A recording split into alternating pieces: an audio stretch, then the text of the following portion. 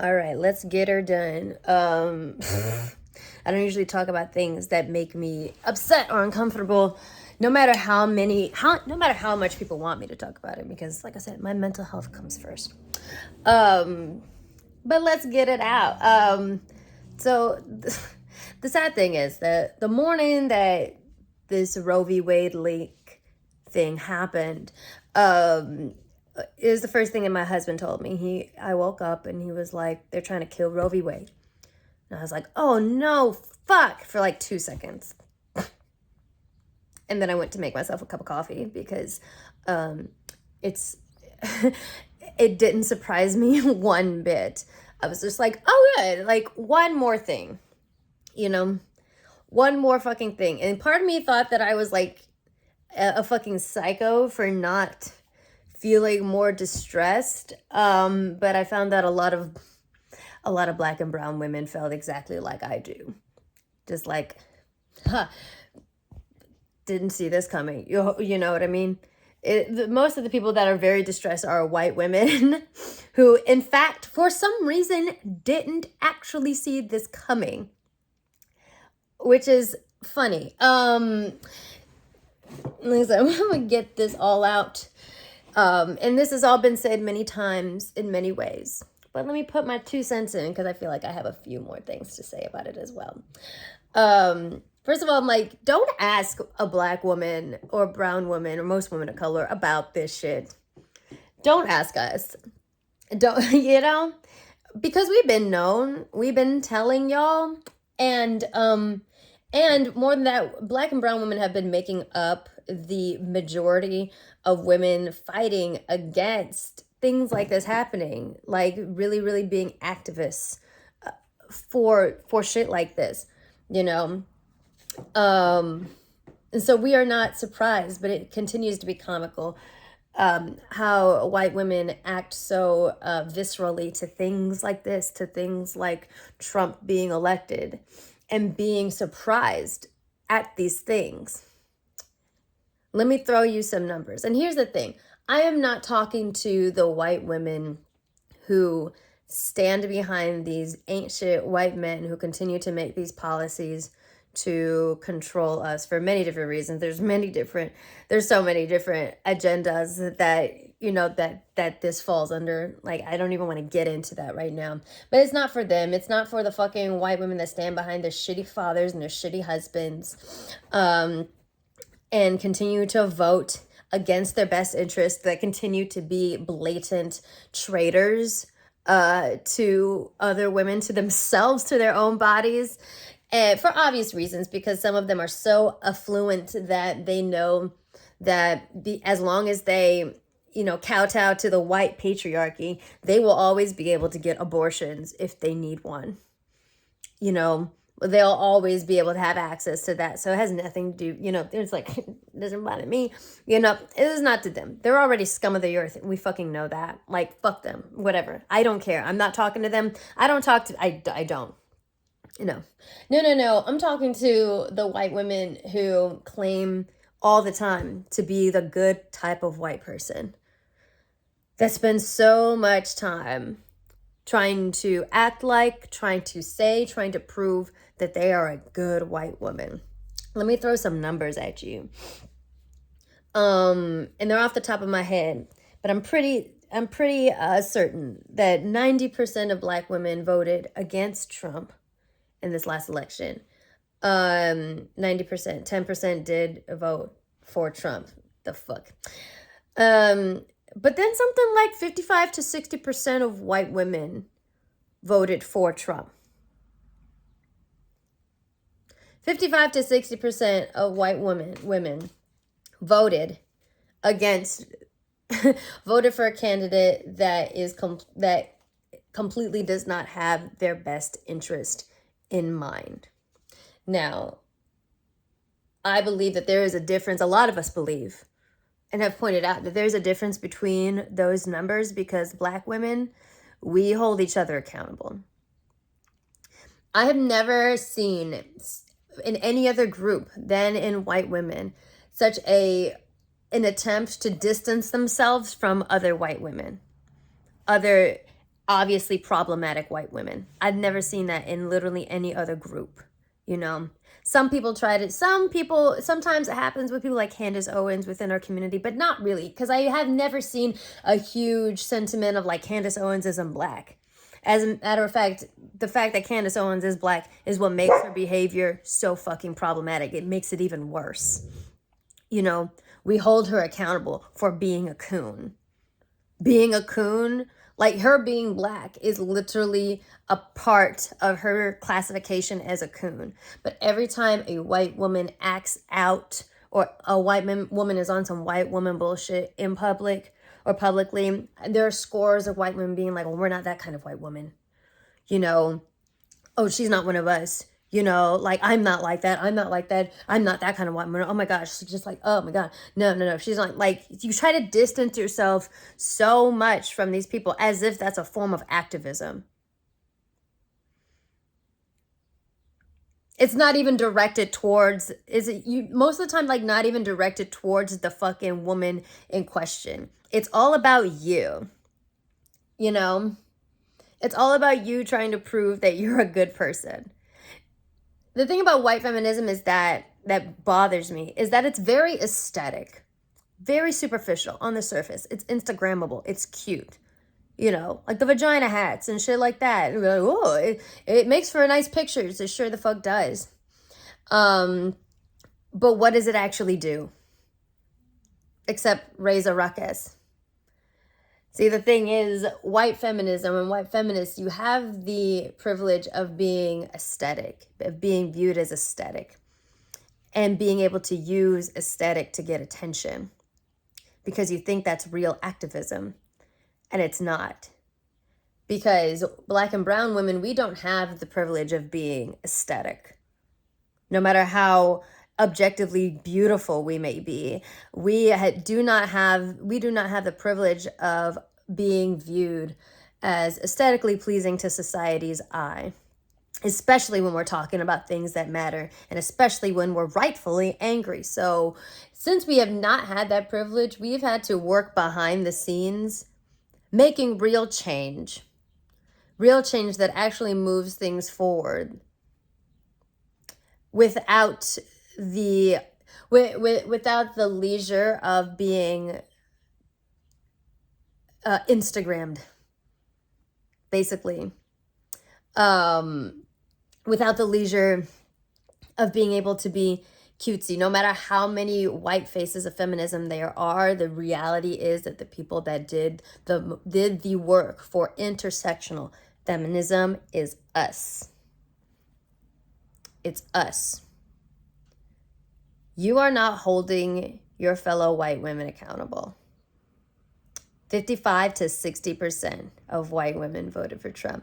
What that means for me is that when I'm walking down the street and I bump into a white woman, or I see a white woman, there is a 55 to 60% chance that woman has some very disturbing, inhumane thoughts about my status as a fucking human. Aside from the already default fucked up thoughts that come with just being a white person in general, because of subconscious bias and how we've been socialized. That's what it means for me. But what it means for you guys who spend the most time in white spaces on account of being white, is that you are around these people all the fucking time and you don't hold them accountable.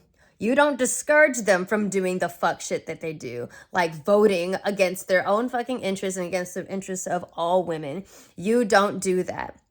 Even like white activists, white feminists that have made on social media, that have made their entire platform off of being social justice warriors, you know, and speaking out for people of color. That's all well and good, but it seems like a lot of your activism has a lot to do with pandering to us, trying to prove that you are a good white person, that you are an ally, but very little of that has anything to do with calling out problematic white people.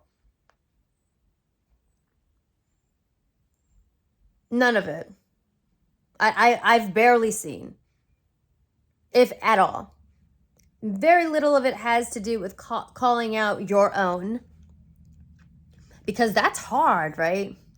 That's actually hard, but it's easier to adapt this aesthetic of feminism and an aesthetic of activism and to pander to us than to really do the real work that progress requires, and that is calling out your fucking girlfriends, your cousins, your moms, your grandmas, your teachers, your co-workers that you watch terrorize women, terrorize women of color in the workplace. Why? Because I've lived that.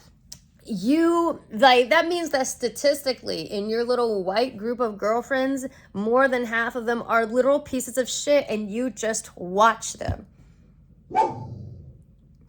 My dog agrees.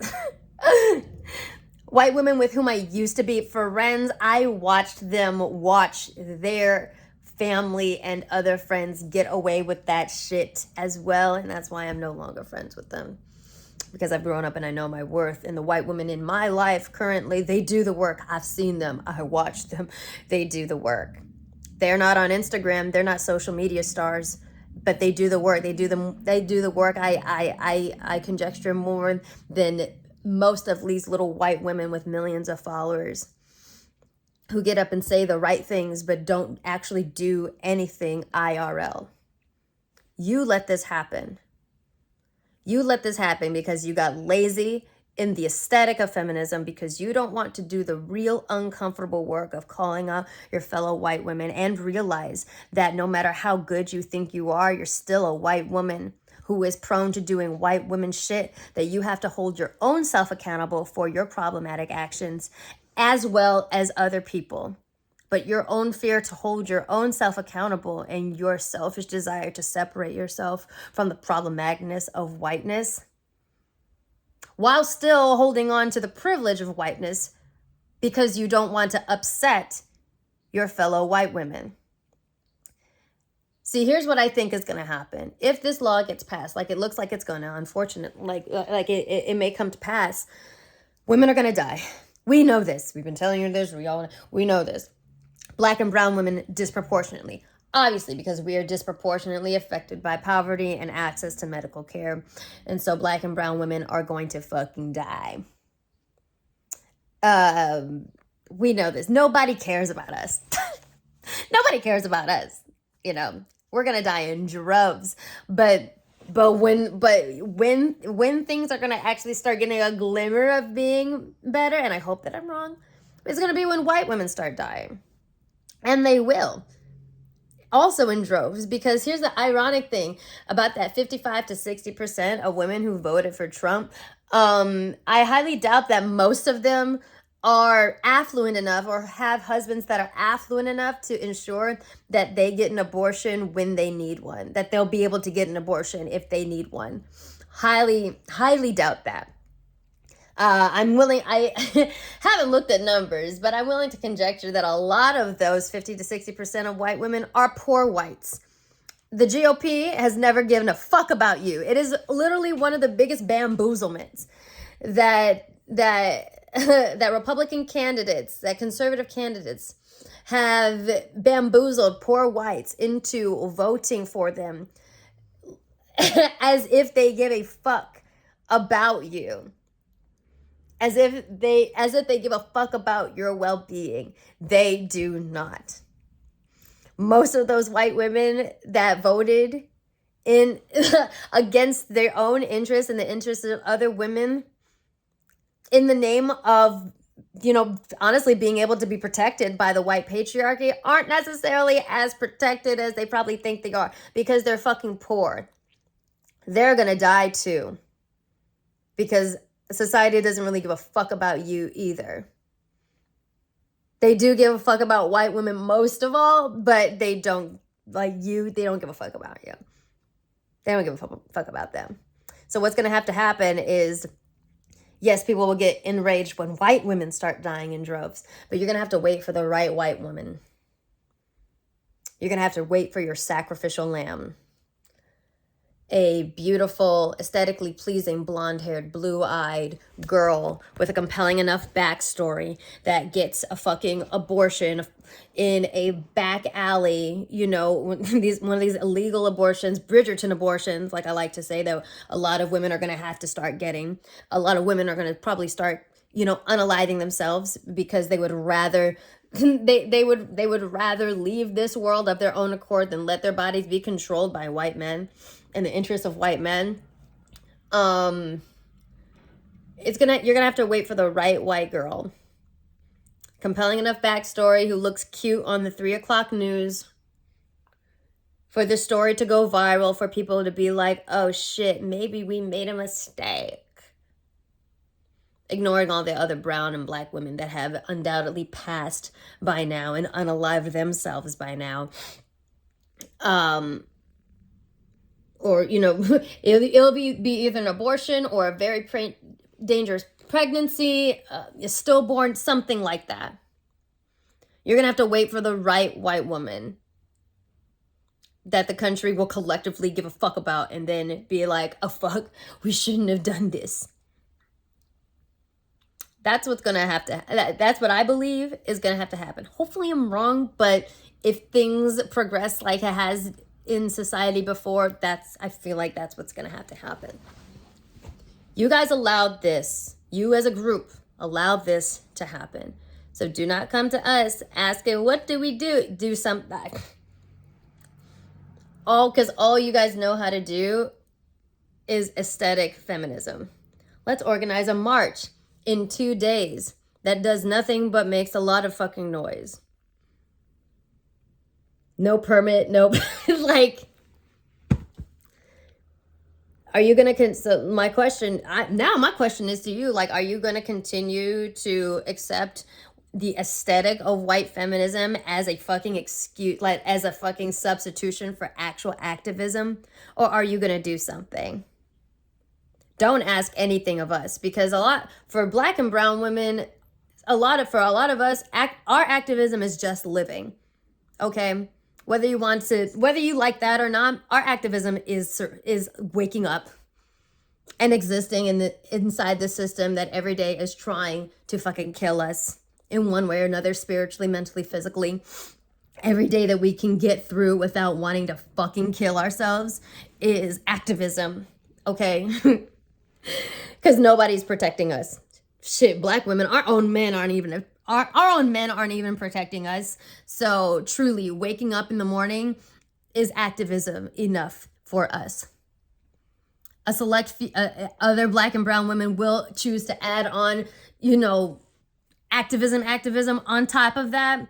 But as far as we are concerned, our activism is just waking up.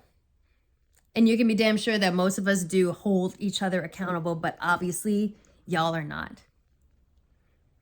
And when we have the numbers to back it up. The fact that 90% of us did not vote for Trump, but 55 to 60% of your girls did. You know who the fuck they are. And so some level of activism, if this claims to bother you as much as it does, is required of you. Call your problematic little girls out. Discourage them from the fuck shit that they do. Now, can you affect someone's entire voting pattern just by confronting them? Not always, but you know what? At least there's pressure there. Y'all are literally putting no pressure on these problematic ass, you know, traitorous white women, and they're running wild. Some of them are feminists to your fucking face, and then they go to the polls and vote very differently, obviously. You guys are the ones with the most access to white women, being white women yourselves. And you have let them run wild. You have let these fucking sellouts of women run fucking wild because it's not comfortable for you.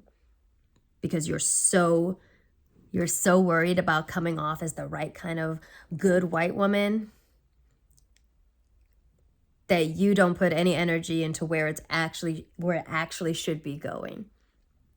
That's why when a white woman or white person comes up to me and says, I'm an ally, I'm like, I don't fucking care. Don't tell me. Do ally shit. Don't tell me you're an ally. Do fucking ally shit.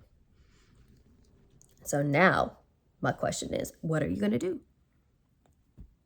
Are you going to remain complacent? Are you going to remain complacent and leave and continue to leave the hard work to women that look like me? Or are you going to fuck shit up? Are you going to fuck shit up? Are you going to start making waves? Are you going to risk falling out of grace with the white patriarchy, from which you obviously benefit? You can continue to benefit if you just say the right things, or rather just don't say the right things to the right people. You can't truly be an activist or an ally while also trying to cling on to the privileges that whiteness affords you. To cling on to the privilege and the protection that white patriarchy affords you, nor can you do it by denying the privileges that you will always have because of what you look like and how you were born. You can't do that. Because your activism is not for the good of the world or for other women, no matter what they look like or what race they are. Your activism is self-serving to make you feel like a good person.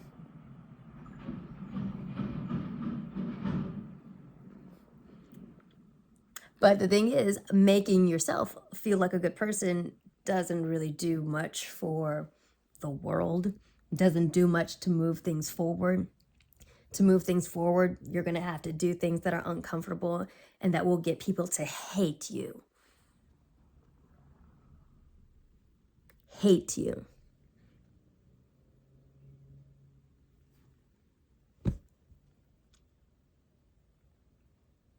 And a lot of you just don't want that discomfort. So if it bothers you as much as you say that it does, what are you going to do? What are you going to do? Because we don't give a fuck about, we don't give a fuck about you trying to prove how good a white person you are, or that you know, or say the right things to prove that you care about us.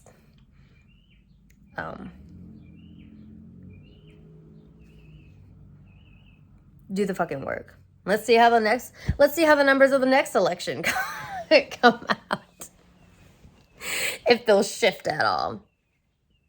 Probably won't, because you guys have been letting this go on for a long time.